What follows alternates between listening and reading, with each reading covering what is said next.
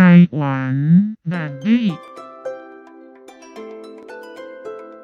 谚语是群众创作并在口头上广为流传的一种简练通俗而富有哲理性的定型化语句，是群众喜闻乐见的大众文学艺术之一。它富有情味、韵律，读起来朗朗上口，易说、易记、易用，是人民群众会的结晶，实践经验的总结。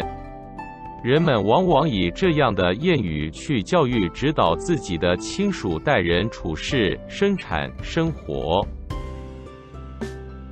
台湾南地。一人主张，毋值两个人输牛。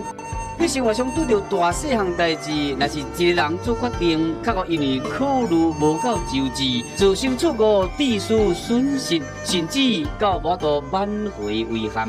大代志上好找别人参详意思，就是讲会使综合几人意见所讨论出来决定，以考虑的角度甲层面，总是比一个人想的要搁较好。当然，难免会发生讲伫下决定的时阵，面对别人的错误的建议，比如讲，这个甲你提出建议的人有私心、有私利、有无共款的意图等等因素。影响你所做的决定，反倒转误着代志。虽讲这款现象难免，也不过嘛是会记请教别人较好。只要你有智慧做正确的判断，安尼就会无问题。但是无论如何，要做重大的决定，加听别人意见，当做行动时阵的参考，那你做人做事会比较较圆满。